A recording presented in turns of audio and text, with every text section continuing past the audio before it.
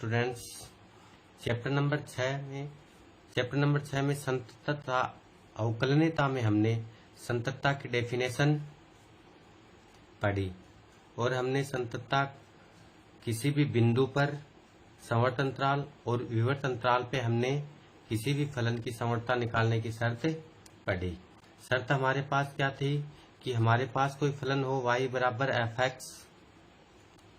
x बराबर a पर संतत कहलाता है।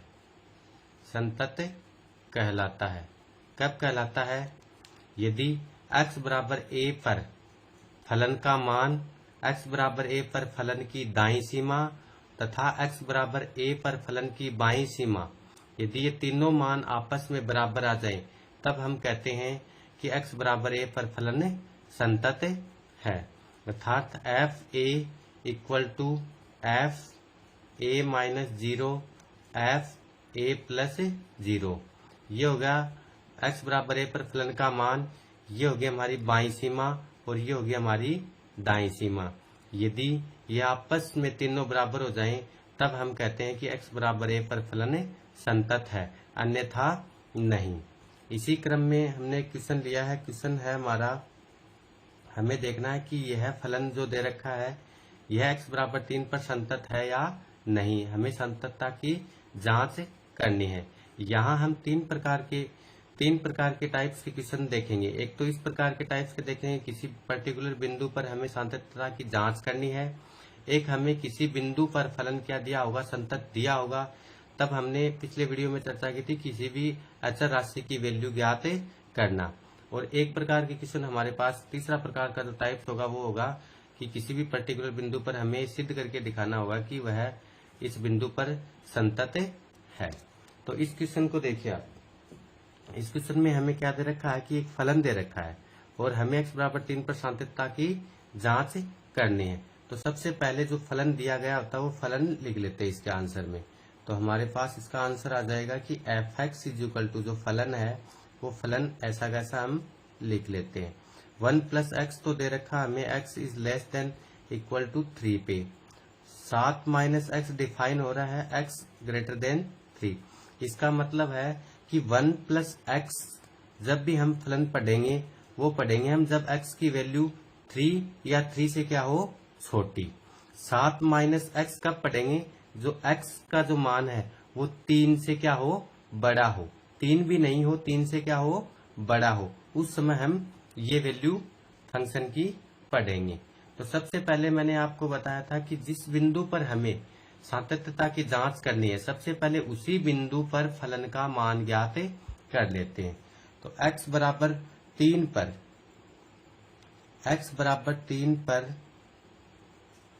फलन का मान, x बराबर 3 पर फलन का मान क्या आ जाएगा, f3, यानी x की जगह 3 रख दो। तो यहाँ पे x की जगह 3 रखेंगे अपन, तो किस फंक्शन में रखेंगे, इसमें रखें या इसमें रखें? देखो इसमें रखेंगे, क्योंकि ये x बराबर क्या है, 3 है। x बराबर 3 भी है और x जो 3 से छोटे हैं उन मानों के लिए भी यही फंक्शन है। तो हम यहाँ रखेंगे तो क्या आ जाएगा, इसके अकॉर्डिंग क्या आएगा, 1 प्लस एक्स के स्थान पे 3 रखेंगे तो हमारे पास आ जाएगा ये वैल्यू 4। फिर हम इसकी निकाल लेते हैं बाईं सीमा। तो x बराबर 3 पर फलन की बाईं सीमा से मतलब होगा हमारा लेफ्ट हैंड लिमिट। उसके लिए हम x बराबर, मैंने आपको बताया था कि x बराबर वह बिंदु लेते हैं, तो वह बिंदु तो हो गया 3 और उसमें से हम क्या करते हैं, एक अल्पांश h, बहुत ही छोटी वैल्यू घटा देते हैं दाईं सीमा से। तो ये हमारे पास क्या होती है, इसकी परिभाषा मैंने बताई थी, limit h tends to 0 f, x की जगह पे पुट किया जाएगा 3 माइनस h। अब यहाँ पर लिमिट h टेंस टू 0 हम क्या करेंगे, फलन के अंदर 3 माइनस h रखेंगे x के स्थान पे। तो यहाँ तो हमने x के स्थान पे 3 माइनस h रख दिया। अब यहाँ पर हम इसमें रखें या फिर इसमें रखें, देखिए 3 में से वैल्यूज क्या हो रही है, कम हो रही है। 3 में से वैल्यू क्या है, कम हो रही है। 3 में से वैल्यू कम हो रही है, तो ये देखो ये वैल्यू क्या है, 3 के बराबर या 3 से छोटी। जैसे ही हम 3 में से कुछ न कुछ घटा रहे हैं तो 3 से क्या होगी, छोटी होगी, तो मान रखा जाएगा इसमें रखा जाएगा। तो हम निकालेंगे 1 प्लस एक्स के स्थान पे पुट करेंगे 3 माइनस एच, और अब इस लिमिट को हल करेंगे।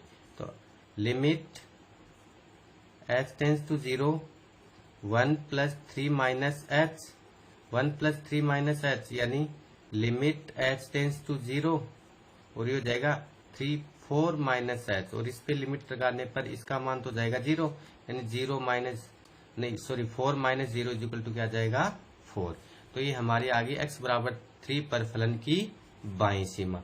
इसी प्रकार हम x बराबर 3 पर फलन की दाईं सीमा और ज्ञात कर लेते हैं।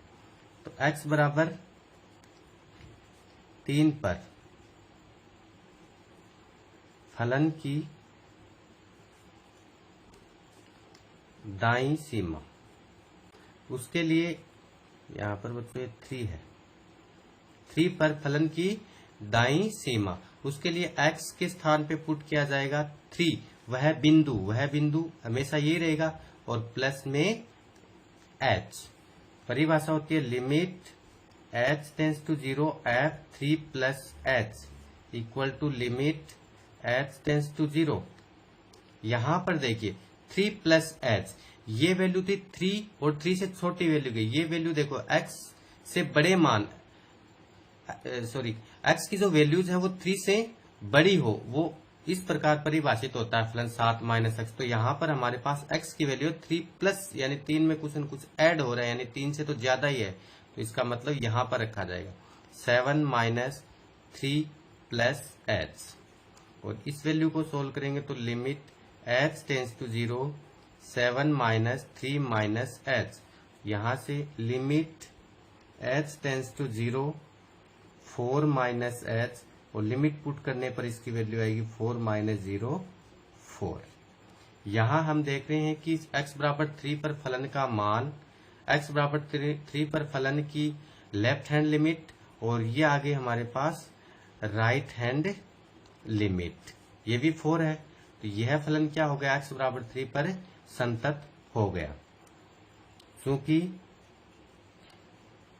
f3 बराबर f3 माइनस h बराबर है f3 प्लस h। अतः फलन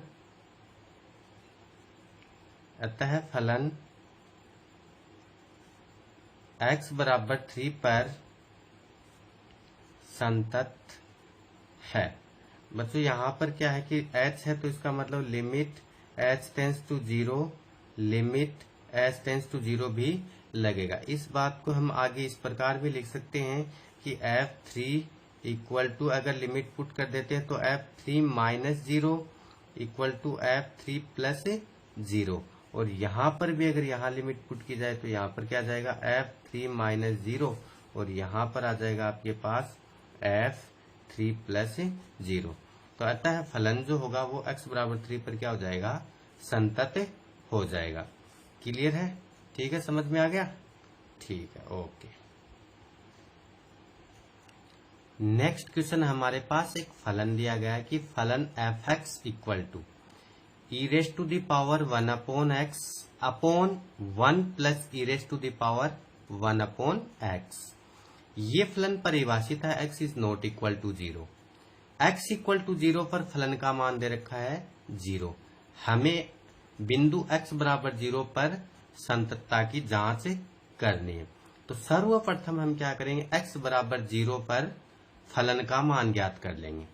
तो यहाँ पर हमारा आंसर होगा, ये फलन लिख लेते हैं, यहाँ पर हम डायरेक्ट कर रहे हैं कि x बराबर 0 पर फलन का मान, x बराबर 0 पर फलन का मान हो जाएगा f0, और f0 पर आप देख रहे हो यहाँ पर वैल्यूज कितनी है 0। फिर हम यहाँ पर निकाल लेते हैं लेफ्ट हैंड लिमिट, तो LHL निकालते हैं। इसके लिए x बराबर क्या पुट किया जाएगा, वह बिंदु क्या है 0 माइनस h।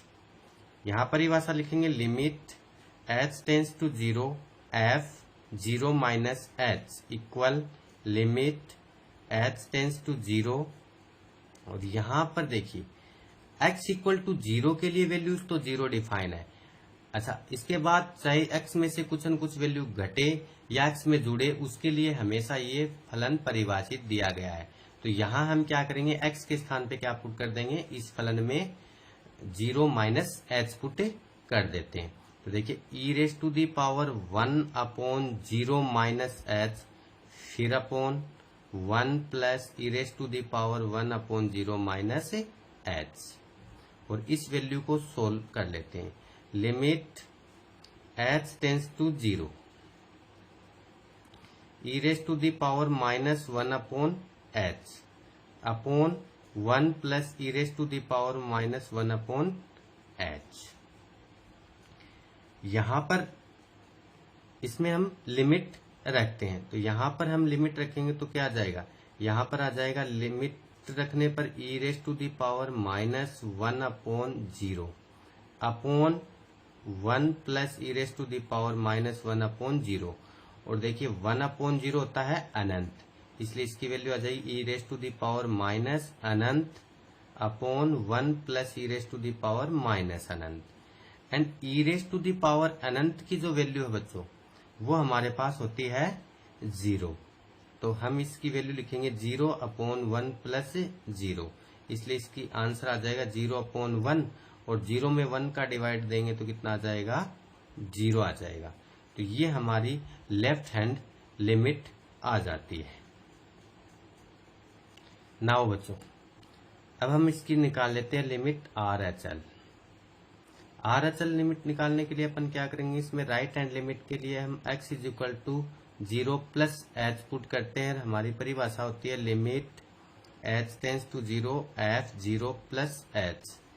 यहाँ पर हम क्या करेंगे, फंक्शन के ऊपर यहाँ पे 0 प्लस एच कर देंगे, यहाँ 0 माइनस एच की जगह क्या कर देंगे, 0 प्लस एच कर देंगे, बाकी सेम रहेगा। Limit h tends to 0 e⁻1 upon 0 plus h upon 1 plus e⁻1 plus 0 plus H.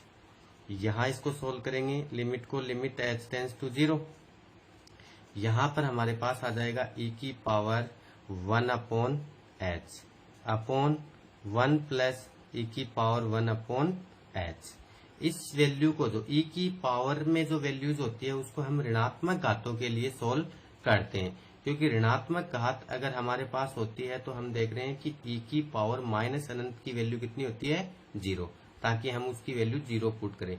तो हम इसको ऋणात्मक घातों के लिए सोल्व करेंगे, तो आप देख रहे हो कि नीचे से यहाँ से e की पावर 1 अपॉन h हम यहाँ से कॉमन ले सकते हैं। तो लिमिट h टेंस टू 0, यहाँ से हम कॉमन ले लेते हैं, ये ऊपर सेम रहेगा e⁻1 अपॉन h, यहाँ e⁻1 अपॉन h कॉमन ले लिया, तो ये वैल्यू आ जाएगी 1 अपॉन e⁻1 अपॉन h, इसके अपॉन में आ जाएगा प्लस 1 यहाँ रह जाएगा, इससे ये क्या आ जाएगा, कैंसिल आउट हो जाएगा। और इस वैल्यू को हम क्या लिख सकते हैं, limit h tends to 0 1 upon, इसको हम ऊपर ले के जाएंगे तो e⁻1 अपॉन h आ जाएगा, और ये प्लस 1 आ जाएगा। यहां पर हम लिमिट लगाएंगे तो इसका मान क्या हो जाएगा, 1 अपॉन e⁻ अनंत प्लस 1, और इसकी वैल्यू होती है 1 अपॉन, इसकी वैल्यू होती है 0, तो 0 प्लस 1, यहाँ पर आ गया हमारे पास 1। हम यहाँ पर क्या देख रहे हैं, यहाँ पर हम देख रहे हैं कि इसका फलन का x बराबर 0 पर मान कितना है, 0। इसकी जो लेफ्ट लिमिट है वो कितनी है, 0, और राइट लिमिट है वो क्या है, 1 है। इसका मतलब क्या हुआ कि सीमाएं आपस में बराबर नहीं है, दैट मीन्स x बराबर 0 पर फलन संतत नहीं है। यहाँ ये वैल्यू हमारे पास किसके इक्वल आ गई, f0 प्लस 0 के। तो यहाँ पे मैं लिख देता हूं, क्योंकि f0 बराबर f0 plus 0 is not equal to f0 minus 0। ये वैल्यू आपस में क्या नहीं, आपस में बराबर नहीं है, अतः x बराबर 0 पर फलन संतत नहीं है। यहाँ पर बच्चों f0 की वैल्यू इसके इक्वल है, ये आपस में इक्वल नहीं है, यानी ये वैल्यू और ये वैल्यू तो आपस में बराबर है, लेकिन ये वैल्यू और ये वैल्यू आपस में बराबर नहीं है। तो x बराबर 0 पर फलन संतत नहीं है।